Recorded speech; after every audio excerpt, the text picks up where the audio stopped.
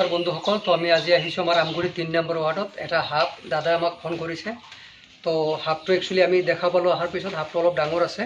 তো সাপটো আমি কেনেকৈ ৰেস্কিউ কৰোঁ আপোনালোকে চাওক। আৰু এনেকুৱা সাপ যদি আপোনালোকৰ কেতিয়াবা ঘৰত সোমায় আপোনালোকে অৱশ্যে এটা ফোন কৰিব। তো স্ক্ৰীণত মোৰ নাম্বাৰটো দিয়া আছে। তো আপোনালোকে এই সাপটো চাওক কেনেকৈ আমি ৰেস্কিউ কৰোঁ।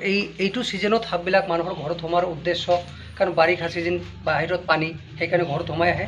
আপোনাৰ ঘৰত হয়তো ইন্দুৰ বা বেং চেং থাকে, তাৰ কাৰণে সোমাই যায়। তো দাদাই মোক ফোন কৰিছে, সাপ এটা আছে। এইজন মানুহজন চাওক। দাদা আপুনি ফোন কৰিছিলে আমাক? তো আমি আহিছোঁ সাপটো ৰেস্কিউ কৰিবৰ কাৰণে। চাওক সাপটো অলপ ডাঙৰ আছে। আমি কেনেকৈ ৰেস্কিউ কৰোঁ আপোনালোকে অকণমান চাই থাকক। ঠিক আছে,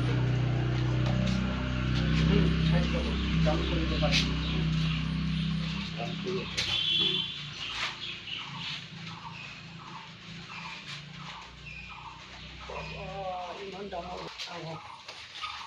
কি গাৰা চাৰা আছে নেকি ইয়াত?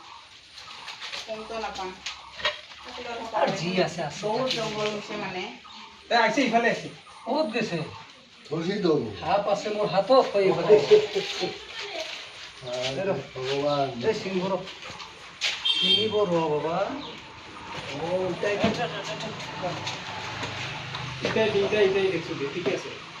এইটোৱে হ'ব, বেলেগ নহয়, মই জানো।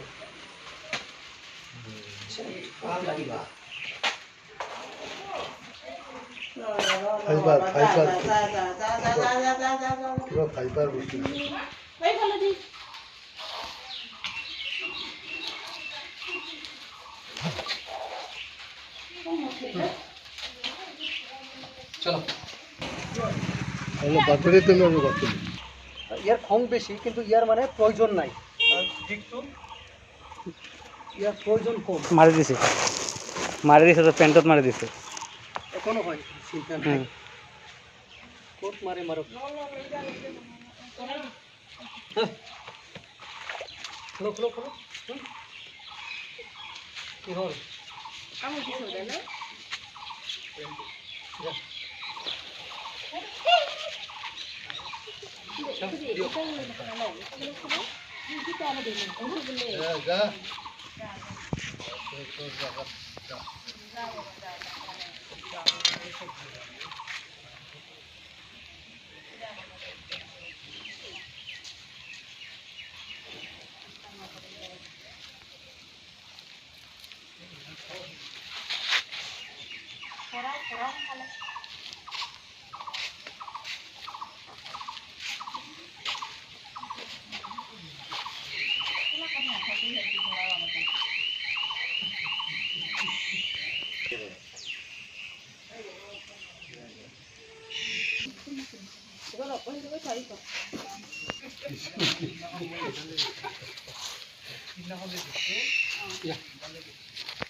ইমান খং উঠি লাভ নাই, যা সোমাই যা।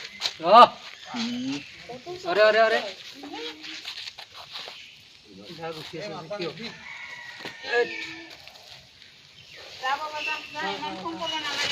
না শিবাক পাগলামি নাকি? যা মারছে, মারিলে কি হল? একো নাই,